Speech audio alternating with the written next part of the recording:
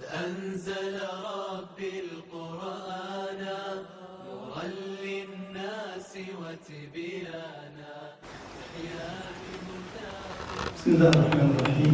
يسر وأعمل فضلك يا كريم. إن الحمد لله أحمده تعالى وأستعينه وأستغفره وأعوذ بالله تعالى من شرور أنفسنا وسيئات أعمالنا.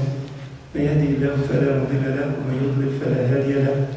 وأشهد أن لا إله إلا الله وحده لا شريك له وأشهد أن محمدا عبده ورسوله.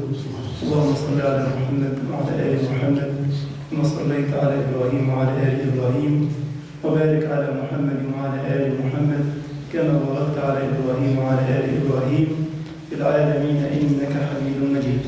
اللهم اجعل جمعنا هذا جمعا مرحوما وتفرقنا من بعده تفرقا معصوما.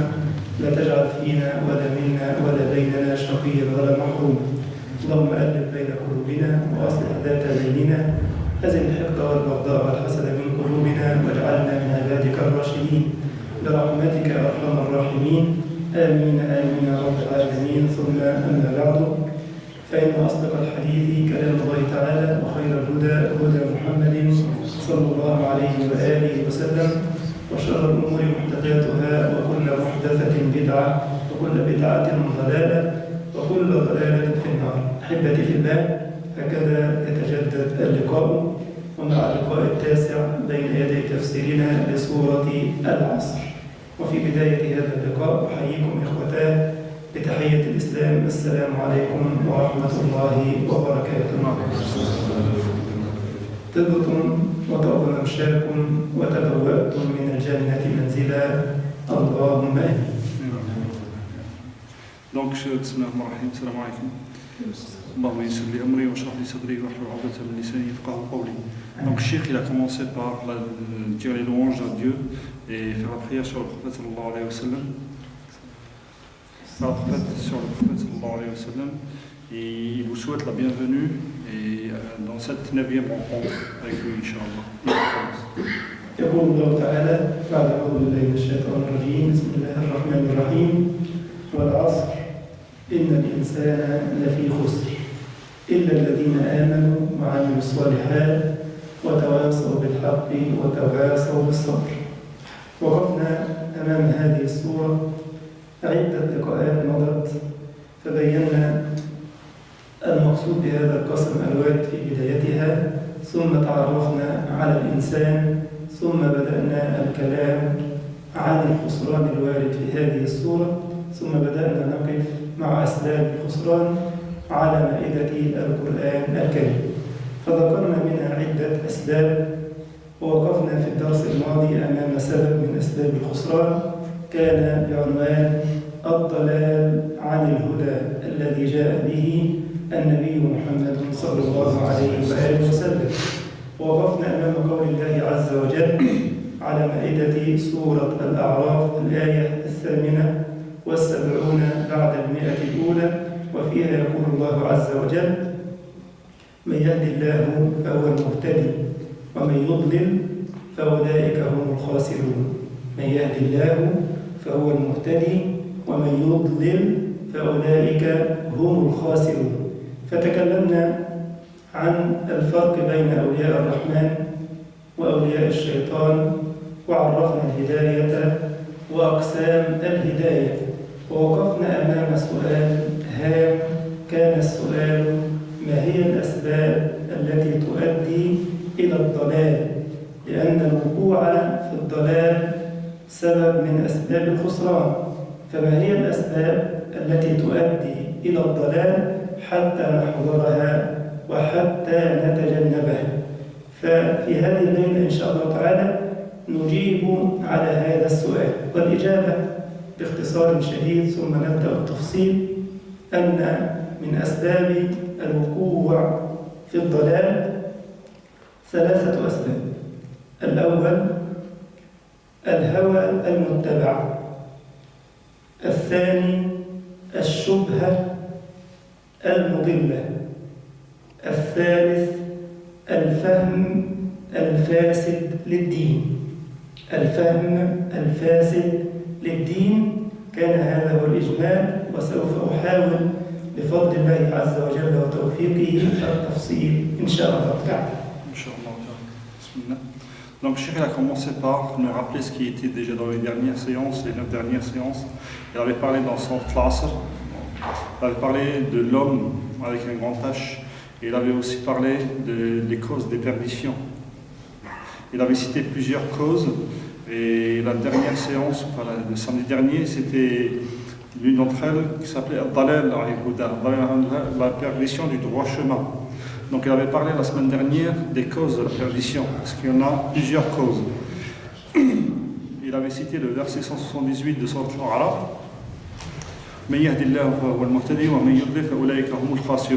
Donc il avait parlé de ceux qui perdent, ou bien les perdants. Il les distingue par rapport à ceux qui sont guidés par Dieu, Azza wa Jal.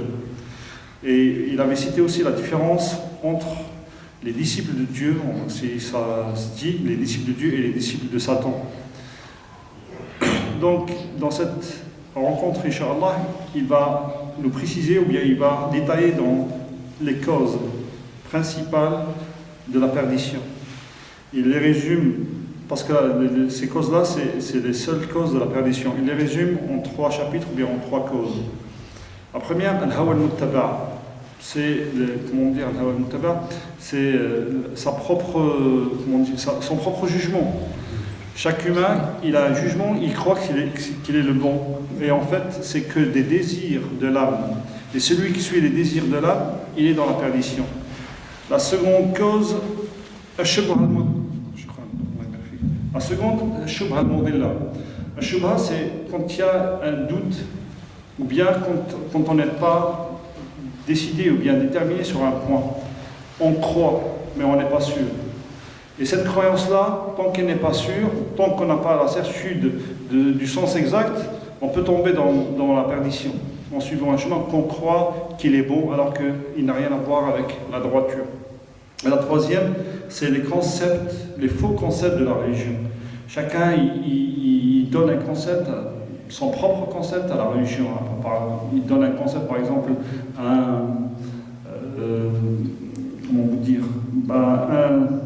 un thème de religion, par exemple. Il donne son concept, par exemple, si on cite par exemple Sadaqa. Chacun il a son concept. Il peut dire Sadaqa, ça peut être comment vous dire, ça. En grosso modo, c'est des concepts personnels. Il n'y a pas de concept personnel. En vérité, il y a des concepts que les ulama ils ont mis à notre disposition. Donc si on doit comprendre une chose, ou bien notre religion, on doit revenir toujours au dire des ulama. On ne peut pas inventer, on ne peut pas venir du jour au lendemain, ou bien si on a lu un livre, on donne une opinion sur un tel sujet ou tel sujet. Donc il faut toujours revenir aux ulama et ce qu'ils ont dit, et de cela qu'il faut apprendre. الضلال والانحراف عن الهدى الهوى المتبع. من المعلوم إخوة الإيمان والإسلام أن الهوى ما ذكر في كتاب الله تعالى إلا ذمه الله تعالى. فاتباع الهوى مذموم لأنه يقود إلى الانحراف ويقود إلى الضلال. والهوى أن تتبع النفس الأمارة بالسوء. معلوم أن النفس أقسام. هناك النفس اللوامة، هي نفس فيها من الإيمان ما يدفعها إلى لوم صاحبها إذا انحرف عن الحق. أحيانا عندما يقترف المرء منا ذنبا صغيرا كان أو كبيرا، باعث الإيمان في النفس يلومه. كيف تصنع هذا الصنيع؟ كيف تنحرف عن منهج الله؟ كيف تخالف شرع ربك عز وجل؟ هذه النفس إخوتي هي النفس اللوامة. نفس تلوم صاحبها دائما، تؤنبه إذا أخطأ أو إذا انحرف. ينبغي على الإنسان أن يهتم بهذه النفس حتى يرتقي من خلالها إلى أن يصل إلى النفس المطمئنة، وهي النفس التي في أعلى الدرجات. نفس مطمئنة. قال الله تعالى في كتابه الكريم: ألا بذكر الله تطمئن القلوب.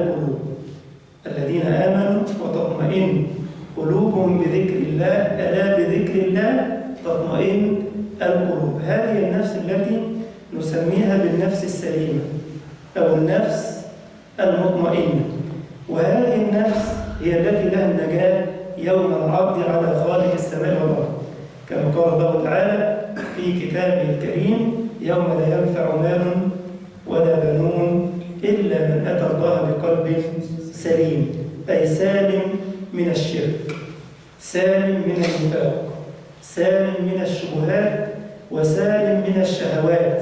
هذه النفس العظيمة وهي النفس المطمئنة أعلى النفوس منزلة وقدرا. وهناك نوع من النفس هي النفس التي تؤدي إلى التدسية وإلى الانغماس في الهوى والبعد عن منهج الله، وهي النفس الأمارة بالسوء. عياذا بك اللهم منها ومن شرها. هي نفس تأمر صاحبها بكل انحراف وبكل ضلال، تزين له الباطل حقا والحق باطلا، وتزين له المعروف منكرا والمنكر معروفا.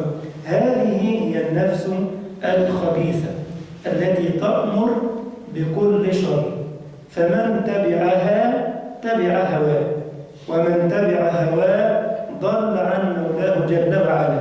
إذا من أسباب الانحراف اتباع الهوى. اتباع إيه؟ الهوى، أي متابعة النفس الأمارة بالسوء في كل ما تريد، في كل ما ترجو وتشتهي. ولذا كان سلف الأمة يحتاطون من هذه النفس، وكانوا يروضونها حتى تنصاع لأمر الله رب العالمين. فكان عمر الفاروق رضي الله عنه وارضاه يقول: النفس كالدابة، إن ركبتها أطاعتك وإن ركبتك أهلكتك. شوف بيشبه النفس بإيه؟ بالدابة. عارفين البهيمة؟ عافانا الله وإياكم، كما ذكرت لكم من قبل، هم كانوا يركبون إيه؟ البهيم، وإحنا بنركب البهيم. أوكي؟ هم كانوا يركبون الإبل، إحنا بنركب الأبل. فالبهيم لما حضرتك تركبه وتمسك اللجام بيمشي معاك ولا لا؟ بينقاد. تقول له شي يمشي. ولا في المغرب بتقولوا ايه؟ بتقولوا ايه؟ عايز اسمع. ار يقر، صحيح؟ ار يقر. وعشان كده قالوا يعني جماعة تجار المخدرات يقول لك من ضمن ألاعيبهم في دول المغرب، يقول لك بيعملوا ايش؟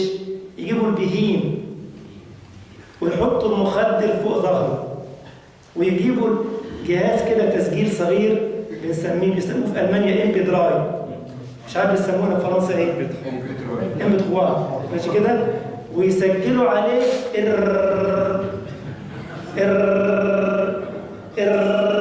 ويحطوا في أذن الحمار البهيم ويشغلوه. كل ما يقول له عمال يمشي، يقول لك هو عدى الحدود، عدينا بالبضاعة، اتمسك اهو حمار. اتمسك اهو حمار، والحمار مش هيقول مين اللي بعده ولا ايه؟ فتقول له شيء او يمشي طول ما انت ماسك اللجام صح، تنغزه برجليك يتحرك. انما تخيل بقى الحمار هو اللي يركب، ايه اللي يحصل؟ يموتك، يقتلك لو ركب هو. المشكلة صحيح؟ فكذلك نفسك التي بين جنبيك إذا قيدتها بكتاب الله، بسنة رسول الله، بالعمل الصالح، جعلتها دائما في بيئة الإيمان، في الصحبة الطيبة، إيه اللي يحصل؟ تمشي معاك عيدة. شوف النفوس اللي قدام مننا الآن، نفوس طيعة متوضئة طاهرة في بيئة إيمانية، تسمع قال الله قال رسول الله، فهي في الهدى وهي في الهداية. أما النفوس الأخرى الآن في الديسكو. ليه؟ لأن هي اللي ركبت. أنت الآن ركبت نفسك، قيدتها بالشرع فجت معاك للطاعة وحبيسة على الطاعة أهو. في نفس ثانية هي اللي راكبة بقى، فقادت أصحابها إلى كل فساد. في الديسكو ماشي، بتسموه برضه ديسكو هنا في فرنسا؟ تياتر، سموه تياتر؟ تياتر، ماشي الديسكو، ها، أو المقهى أو كذا أو كذا أو كذا، ها، يكمي يكركر، يشرب، يعمل دماغ. هو متعته هنا شايفها كده، هنا اللذة عنده، لأن النفس عنده أمارة بإيه؟ بالسوء. حتى عندنا في بلادنا طلعين مثال كده عجيب جدا، يقول لك دماغ بلا كيف عايزة السيف، دماغ بلا كيف عايزة إيه؟ السيف. يا ولاد الإيه؟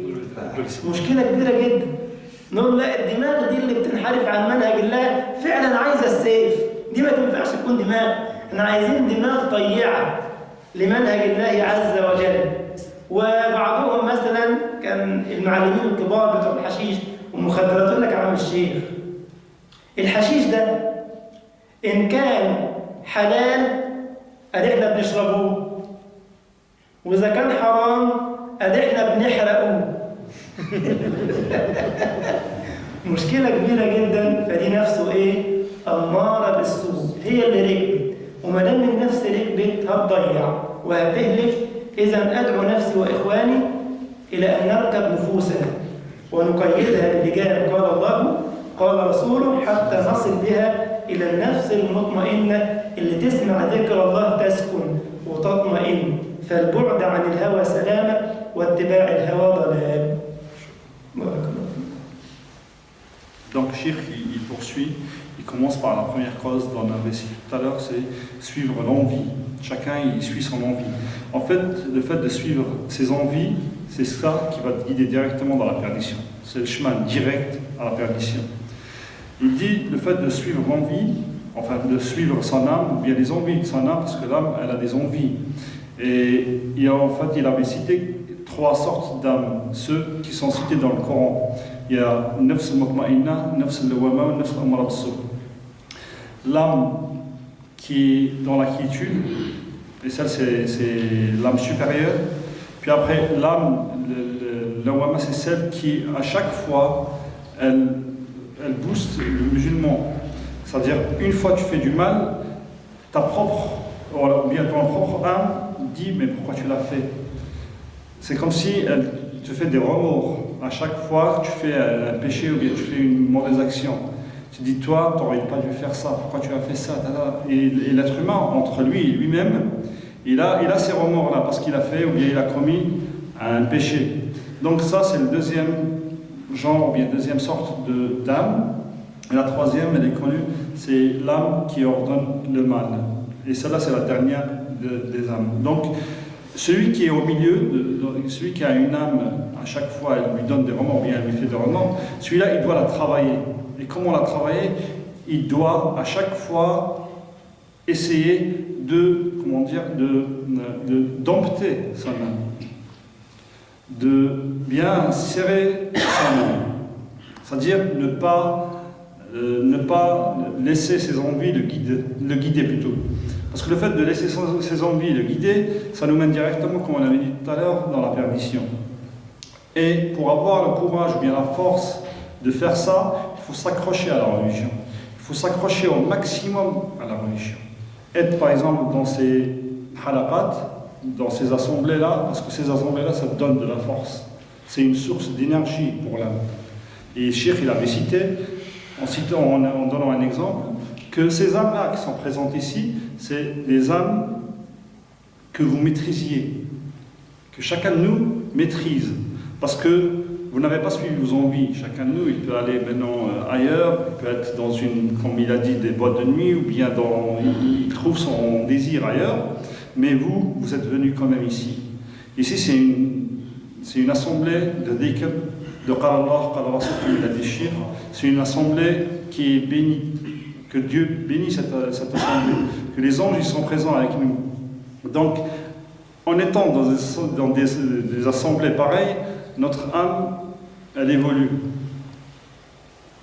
Elle évolue à la classe des premières âmes, et c'est des âmes qui ont toute la quiétude.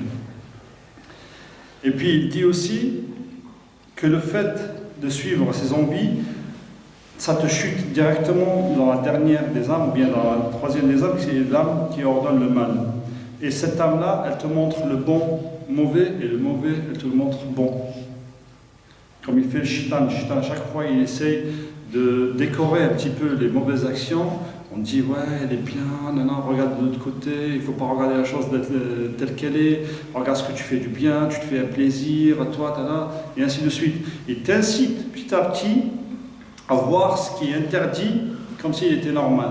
Et le fait d'arriver à voir ce qui est interdit normal, ça, c'est vraiment l'alerte. Là, on est en danger. Parce que le fait de considérer une chose qui est anormale, normal, c'est qu'on n'est pas bien, on n'est pas normal. Hein, le fait de dire, ouais, parce que c'est un phénomène qui se propage, qui est beaucoup dans la société, au point où tu le vois normal, non. Il faut toujours considérer ce qui n'est pas normal comme pas normal. Après, il dit que les ancêtres, ou bien les compagnons du prophète sallallahu alayhi wa sallam, ils étaient très très prudents par rapport à cette âme-là. Ils essayaient de tous les moyens de surmonter cette âme. Parce qu'il a dit, Omar ibn Khattab, radiyallahu anhu, il avait cité un exemple. Il avait dit que l'âme, c'est comme une monture. Si tu la montes, elle sera guidée. Elle se soumet à tes ordres. Mais si jamais elle monte sur toi, là, tu ne vas rien faire. Donc il essaie de dire, par-ci, par-là, qu'il faut maîtriser notre âme, il faut être un peu dur. Omar ibn Khattab, un exemple que Cheikh n'a pas cité, mais je préfère le citer. Qu'est-ce qu'il faisait? Il dormait dans sa tombe, il creusait une tombe et il dormait dedans. كان يحفر القبر ويجي داخل القبر عمر الخطاب رضي الله عنه. كان أحد التابعين يسمى يزيد الرقاشي. كان عند القبر نفسه في صحن داره فكان يجلس فيه. بارك الله فيك. Il dit qu'il y avait un tabi'i, il s'appelait Yazid al-Raqashi, il avait creusé une tombe dans son jardin. Et à chaque fois son âme essaie de lui ordonner le mal, il se met dans sa tombe. Il se dit, c'est là que je vais terminer. Alors tu vas t'arrêter. Il parle à sa propre personne. Tu vas t'arrêter. Et tu ne vas pas faire ceci, parce qu'une fois dans ta tombe, tu vas rendre des comptes. C'est comme ça qu'il faisait à l'époque du prophète sallallahu alayhi wa sallam.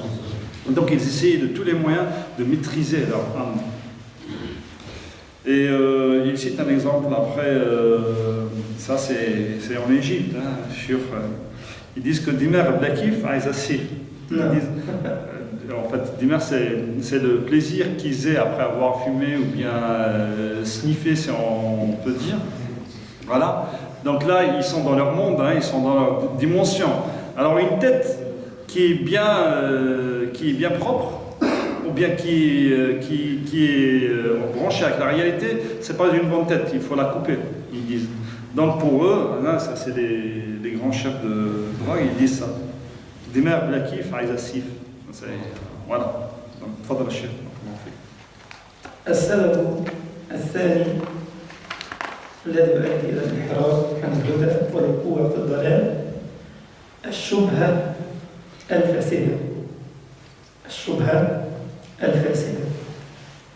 أعداء الإسلام في كل زمان ومكان من كفار ومشركين ومنافقين وملحدين في العصر الحديث الذي أبعدهم عن الهدى الشبهات. كثيرا مثلا ما نلتقي بعض الملحدين في ألمانيا فدايما عندهم شبهات متعددة، من بينها مثلا يقول لك إيه؟ يقول لك أنا لا أؤمن بإله. لماذا؟ يقول هذا إله ظالم تعالى الله عما يقولون علوا كبيرا. طب إيه السبب؟ يقول لك الكوارث اللي بتحصل في الكون والمرضى والهدم ومظاهر البؤس من فقر وكذا. الإله لو عادل يرحم هؤلاء. هذه شبهة عند القوم بسبب بعدهم عن العلم الراشد النافع. فهي قضية القضاء والقدر التي أثارت في نفوس هؤلاء كثير من الشبهات، وبدلا من أن يسألوا أهل العلم حتى يزيلوا لهم الشبهات تمالوا مع الشبهة وعظموها وبدأوا يطعنوا في الدين بل ومنهم من يسب الرب جل وعلا، تعالى الله عما يقولون علوا كبيرا. مع أن القضية سهلة جدا وبسيطة. نقول يا قومنا إن الله تعالى خلق الخلق لمقصد، هذا المقصد بينه في كتابه الكريم فقال: وما خلقت الجن والإنس إلا ليعبدون، ما أريد منهم من رزق وما أريد أن يطعمون، إن الله هو الرزاق ذو القوة المتين. وجعل لك عدوا مبينا هو إبليس. فمن حكمة الخلق أن يكون هناك الإيمان والكفر، الخير والشر. لماذا؟ حتى لا تتعطل الحكمة من الخلق. ما دام في جنة وفيه نار، فالجنة لا يستحقها إلا الطائعون، والنار لا يستحقها إلا العاصون المخالفون. ما دام الأمر كذلك فلا بد أن يكون في صراع في الكون بين الخير وبين الشر، بين الإيمان وبين الكفر، حتى لا تتعطل الحكمة. يبقى في آدم في إبليس أمن منه صراع، في صحة يبقى في مرض، في حياة يبقى في موت. ليش؟ عشان حكمة الخلق. المرض مثلا، نضرب مثال بسيط جدا.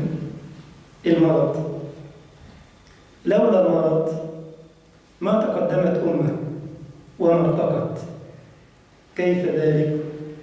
كلنا يسمع حديث النبي عليه الصلاة والتسليم: تداووا عباد الله، فإن الله تعالى لم يخلق داء إلا خلق له دواء إلا الموت، أو كما قال النبي. فأمرنا بالتداوي.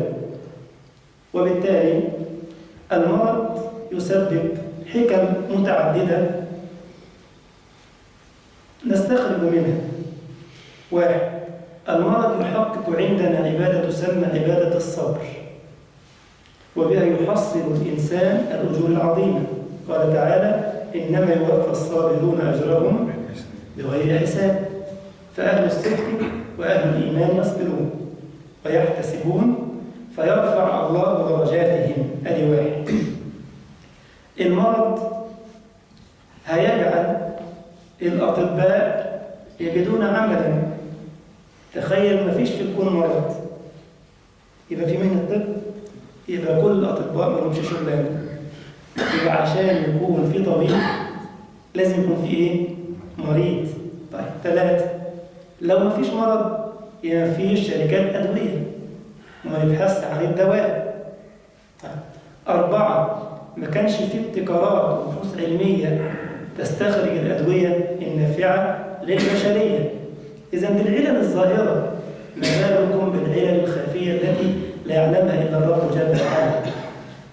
لذلك في الحديث أن نبيا، واحفظوا هذا النص جيدا، إن في حل الإشكال كبير جدا في باب القضاء والقدر.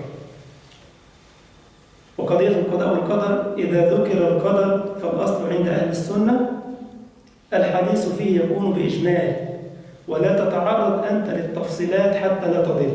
تقولش دايما تشغل عقلك، لأن هناك حكم أخفاها الله عز وجل.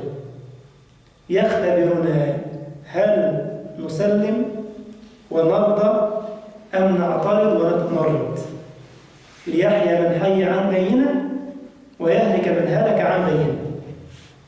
فهذا الحديث يحل لك هذا الإشكال.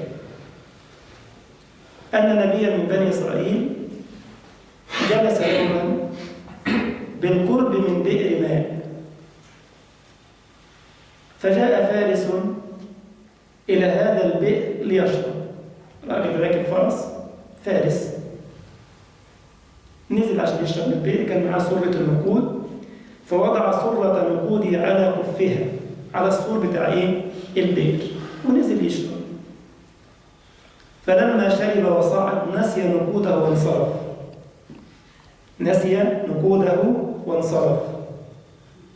بعد قليل جاء إلى البئر راعي غنم ومعه غنم، نزل فشرب من الماء وسقى غنمه، فلما صعد وجد النقود فأخذها وانصرف.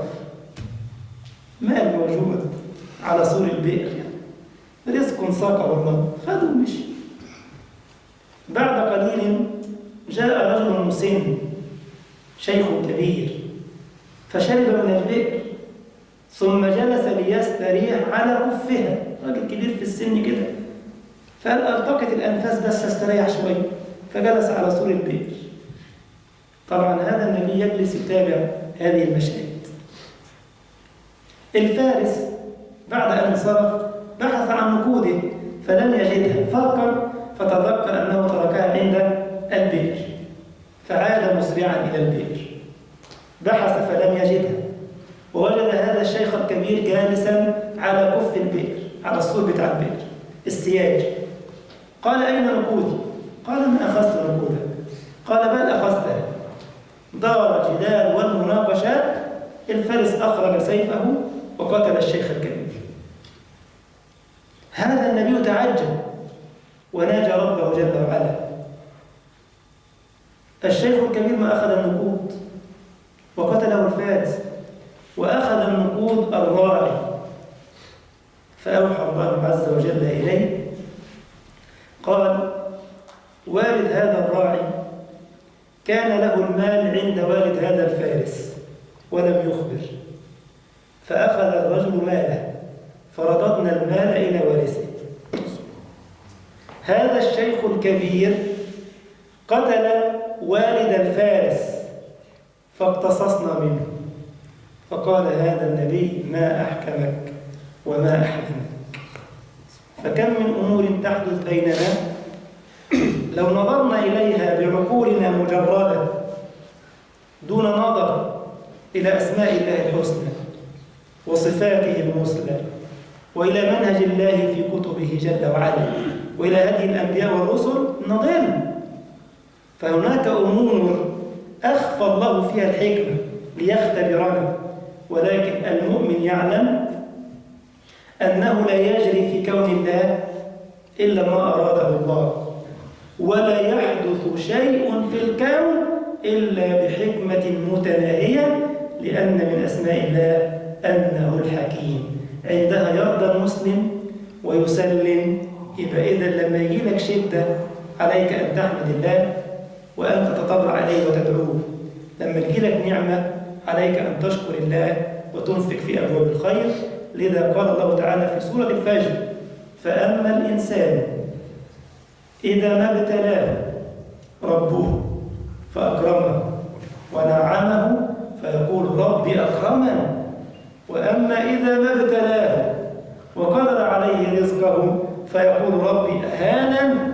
كلا أبدا، لا العطاء إكرام ولا الإنقاص إهانة، ولكن ده ابتلاء وده ابتلاء. يعني بيختبرنا بالنعمة طارة وبالشدة طارة. ليه؟ عشان يستخرج من قلوبنا جميع أنواع العبادة. يبقى عند النعمة العبادة الشكر، وعند الشدة العبادة الصبر. فأنت تتقلب بين شكر وصبر، وأمرك عجيب أيها المؤمن، كما أخبر النبي فقال عجبا لأمر المؤمن إن أمره كله له خير، إن أصابته سراء شكر فكان خيرا له، وإن أصابته ضراء صبر فكان خيرا له. فلو عاد هؤلاء أصحاب الشبهات إلى أهل العلم والرسوخ لحلوا لهم إشكالات كثيرة جدا. يقول لك طيب يا سيدي، ليه مثلا الكافر ده يخلد في النار؟ مش ده ظلم؟ مش ربنا قدر عليه انه يبقى كافر؟ سبحان الله. نقول يا قوم الله تعالى الحكيم. أضرب لكم مثالا يحل هذه القضية. اكتب يا شيخ معلش هطلعك شوية. لا مش هضرب لك مثال سريع جدا. هب أن رجلا مزارعا عنده قطعتان من الأرض الزراعية، ماشي كده؟ قطعة خصبة وجميلة تحط لها البذرة تطلع ثمرة، والقطعة الثانية أرض بور صخرية لا تنبت الكلى ولا تخرج الثمر. معايا كده؟ طيب هذا الرجل عنده جوال من البذور الجيدة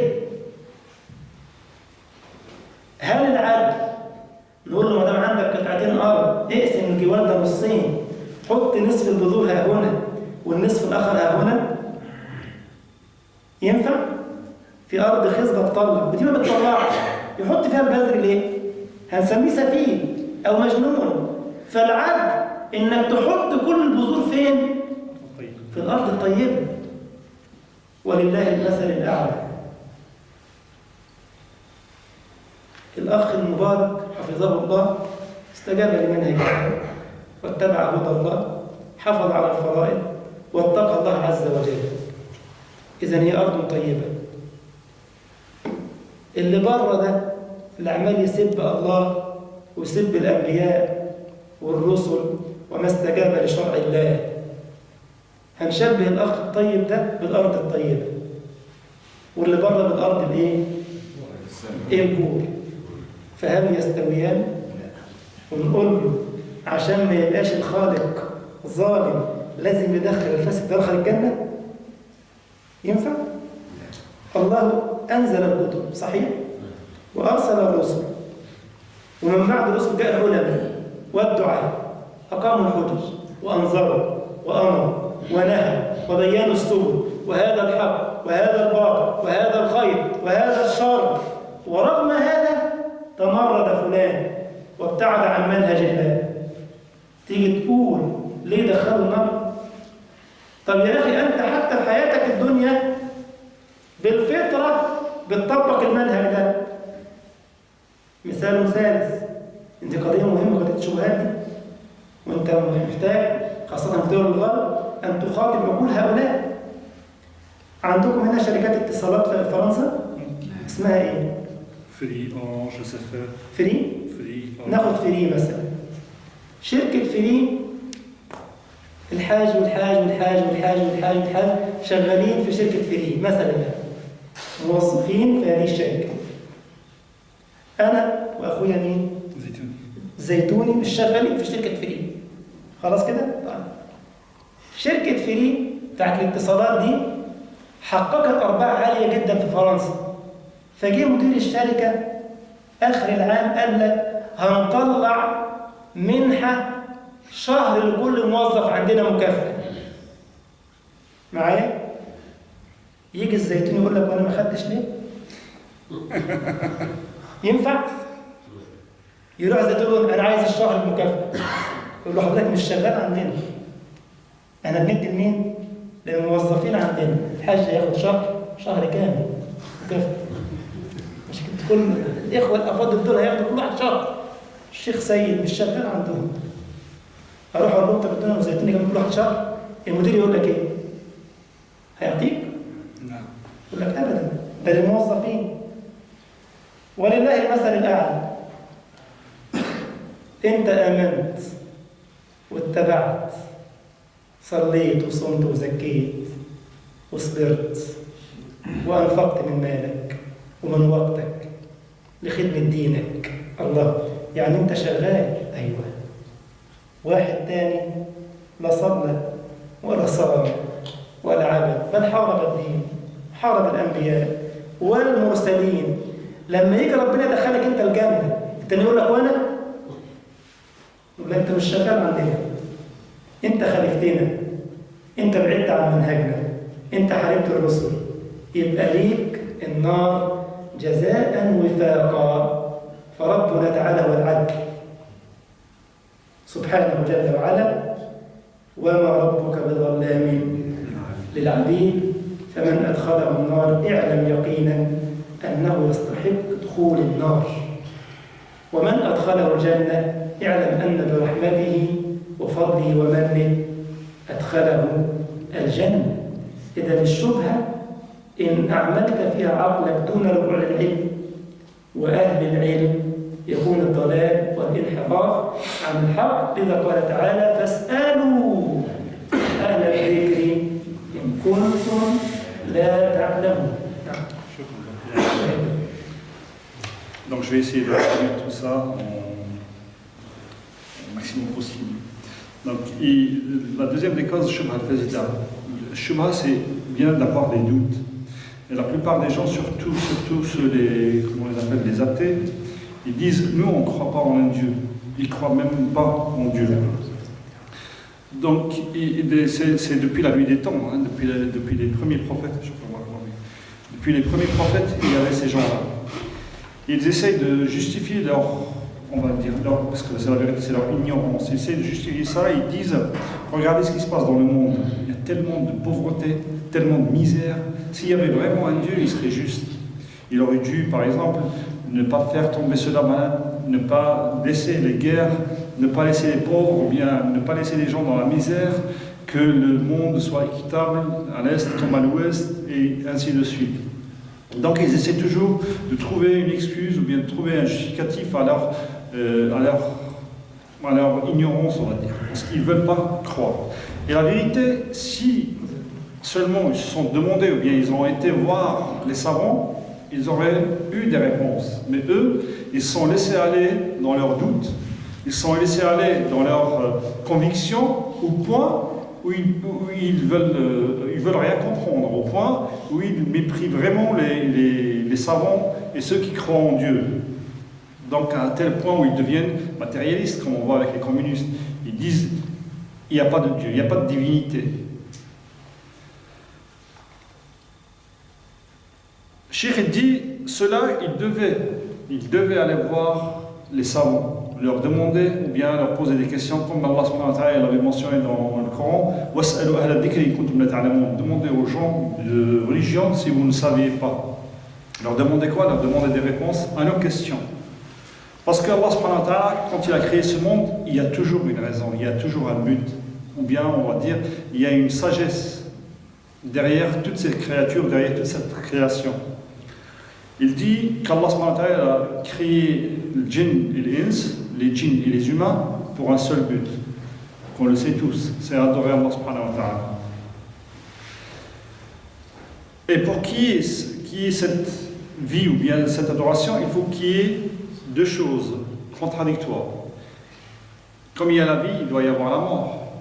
Comme il y a le bien, il doit y avoir le mal. Sinon, cette existence n'aura aucun sens. Imaginez s'il n'y avait que du bien sur Terre, ou bien que du mal sur Terre. Est-ce que notre vie aura du sens? Imaginez s'il n'y a que des riches sur Terre, ou bien que des pauvres sur Terre. Que des riches sur Terre, personne ne va être besoin de l'autre. Personne ne va parler à l'autre. S'il n'y avait que des pauvres, on serait tous pareils. Mais ce n'est pas ça le but. Ça n'aura aucun sens. Donc Allah subhanahu wa ta'ala, il a créé le pour et le contre. Il a créé le plus, si on veut dire, et le moins. Pour qu'il y ait un sens dans cette vie. Pour que le pauvre ait toujours besoin du riche. Pour subvenir à ses besoins. Et que le riche a toujours besoin du pauvre pour le servir. Et c'est de cette façon qu'on est censé vivre. Et il dit aussi, en regardant la sagesse de Dieu dans la maladie, imaginez s'il n'y avait pas de maladie, s'ils auraient tous en bonne santé. Il n'y aura pas de médecin. Il n'y aura pas de science qu'on appelle la médecine. Et s'il n'y a pas de médecine, on n'aura pas des postes de travail. Il n'y aura pas des pharmaciens, des chercheurs qui vont chercher des médicaments et des remèdes pour ces maladies. Donc il n'y aura pas une évolution, on va dire, de la science premièrement, une évolution commerciale deuxièmement, de fait que ça fait travailler les gens et fait connaître les gens entre eux. Ils disent aussi, il dit aussi que juste la maladie, il y a plusieurs buts derrière la maladie. La maladie, tu peux réaliser une adoration avec la maladie. Laquelle? C'est la patience. Celui qui tombe malade et qui patiente sans se plaigner aux autres, bien, comment dire, se révolter contre cette maladie, celui-là, il aura sa récompense. Et sa récompense, nul ne la sait. Parce que Allah subhanahu wa ta'ala, le seul qui sait c'est quoi la récompense de la patience.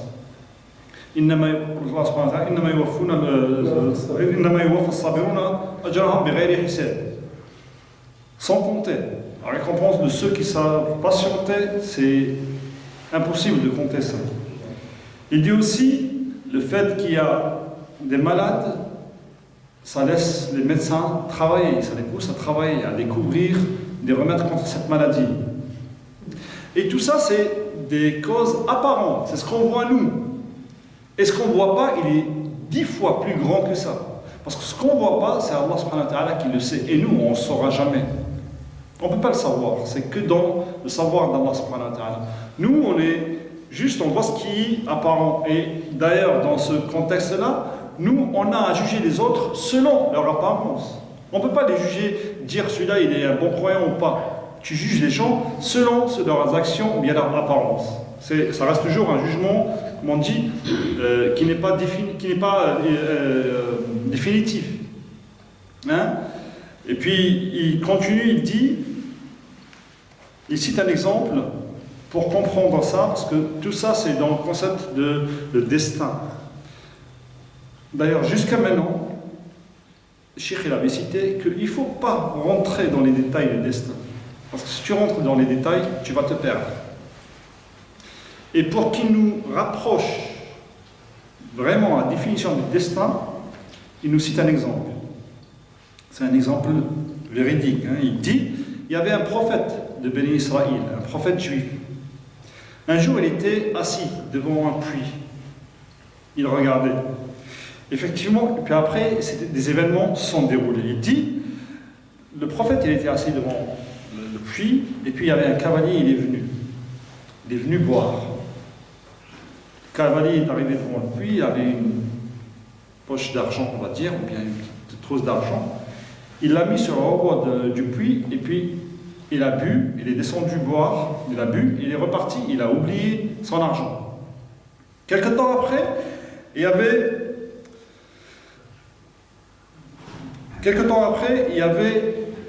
un berger, exactement. Il y avait un berger, il est venu, il est descendu boire, il a bu, en remontant, il avait trouvé l'argent, il est reparti. Il a pris l'argent, il est reparti. Peu de temps après, il y avait un vieux monsieur, bien un chir, qui est venu. Il est venu boire, bien sûr. En même temps, il était fatigué et s'est dit, je me repose un petit peu sur le bord du puits. Donc, il est assis, il s'est assis, il s'est reposé un petit peu sur le rebord du puits. Quelque temps après, le cavalier s'est rendu compte qu'il avait oublié son argent, donc tout de suite, il a fait demi-tour et est retourné vers le puits. En arrivant vers le puits, il a cherché son argent, il n'a pas trouvé. Il avait trouvé le vieux, il lui a dit, où est mon argent? T'as pris mon argent? Le vieux lui a dit, non, j'ai rien pris. Le cavalier, il a pris son épée, il a tué le vieux. Et tout cela s'est passé, et le prophète, il regardait. Là, le prophète, il s'est interrogé, ou bien il s'est adressé à Allah subhanahu wa ta'ala. Il a dit, oh mon Dieu, mais pourquoi ça? Pourquoi toute cette injustice? Allah subhanahu wa ta'ala, il lui a révélé ce qu'il en était. Alors il lui a dit que le cavalier, le père du cavalier, devait de l'argent au père du berger. Et qu'Allah subhanahu wa ta'ala, il a rendu l'argent au fils du berger parce que le père du cavalier n'avait pas dit qu'il devait de l'argent au père du berger. Et que le vieux que le cavalier a tué, il a tué le père du cavalier. Et du coup, Allah subhanahu wa ta'ala, il a envoyé le cavalier pour tuer le tueur de son père et rendre l'argent à celui qui le méritait, ou bien l'argent à son propre héritier. Et là, on n'a qu'une seule chose à dire, que tout ce qui se passe dans cet univers, il devait se passer de cette façon. Parce qu'Allah subhanahu wa ta'ala, il sait tout. C'est lui le seul sage. De ce qu'on voit, nous, on dit, voilà, ça c'est vraiment inacceptable, c'est pas normal. Mais nous, on ne voit rien. Donc, le croyant, il doit se soumettre à la volonté d'Allah subhanahu wa ta'ala. Parce qu'il est bon, il est sage, et tout ce qu'il fait, il est juste. Après, il dit aussi qu'il n'y aura dans ce monde que ce que Allah subhanahu wa ta'ala avait décidé. Même si on essaie de faire quoi que ce soit, il n'y aura que ce qu'Allah subhanahu wa ta'ala avait décidé. Et après, ici toujours un autre exemple, toujours dans le cadre du destin, il dit pourquoi les mécréants s'éternisent dans l'enfer. Ils vont dire c'est injuste. Ils devaient rentrer au paradis. Alors Cheikh il dit, ici c'est un exemple, imaginez un berger ou bien imaginez un agriculteur, il a deux terres. Une très bonne terre, qui est fertile et une autre qui n'est pas fertile, qui est morte. Et il a un seul sac de grains. Il y a des grains. Voulez-vous qu'il partage le sac entre ces deux terres? Qu'il met la moitié dans la terre fertile et l'autre moitié dans la terre qui n'est pas fertile? Alors s'il fait ça, comment on va le juger? Il serait imbécile. Hein? Il serait con. Parce qu'il sait que cette terre-là, elle va rien donner. Alors qu'est-ce qu'il va faire? Il va tout mettre dans la bonne terre. Il dit pareil. Un croyant, il cite la bonne terre comme un croyant et la mauvaise terre comme un mécréant. Le croyant, il a tout fait. Il a adoré Allah subhanahu wa ta'ala, il a jeûné, il a sorti sa zakat, il a fait son pèlerinage, il s'est exécuté aux ordres d'Allah subhanahu wa ta'ala. Hein? Il s'est privé aussi de tous les désirs que chaque humain ou bien chaque âme veut, mais lui, il s'est abstenu. Pourquoi? Pour Allah subhanahu wa ta'ala. Donc, le jour du jugement, quand il va au paradis, c'est qu'il l'a mérité. Et celui qui n'a rien fait dans ce bas monde, le jour du jugement, quand il va en enfer, c'est qu'il l'a mérité. Donc, est-ce juste qu'il soit éternel, ou bien qu'il s'éternise en enfer ou pas? Donc, c'est juste. Et ici, un autre exemple, il dit que, imaginez que ces messieurs-là, ils travaillent chez une société, on s'en fiche, c'est une société de télécommunications, quoi que ce soit. Admettons que c'est une société de télécommunications comme Free, comme il a des chiffres. Ces gens-là, ils travaillent chez Free. Free a réalisé des gains, vraiment, à la fin de l'année, ils ont réalisé, par exemple, je ne sais pas, 10 milliards de bénéfices. Un jour, le directeur de la société s'est dit, tiens, on va donner une prime à tous les salariés de Free. 1 mois de salaire. Est-ce que quelqu'un d'autre, hors Free, il vient demander cette prime-là? Est-ce qu'il a le droit? Est-ce que le patron de la Free, il va lui donner une prime d'un mois de salaire? Non. Pourquoi? Parce qu'il ne travaille pas chez lui. Hein? Pareil.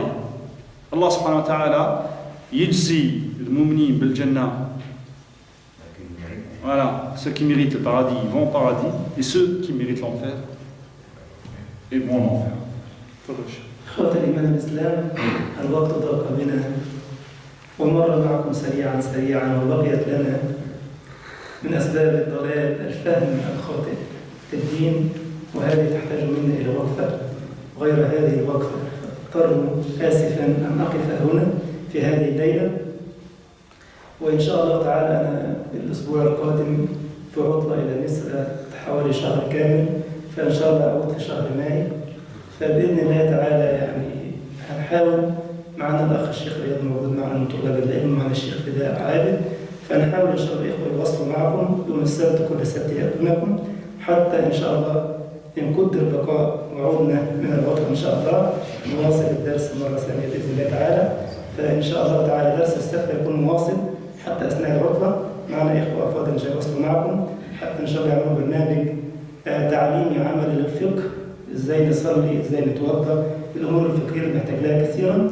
فإن شاء الله الإخوة يواصلوا معكم خلال الشهر القادم، لأننا في عطلة إلى مصر إن شاء الله تعالى. فإن أحيانا الله تعالى وقدر لنا بقاء وكان لقاء نواصل إن شاء الله تعالى على مائدة شهر ماي.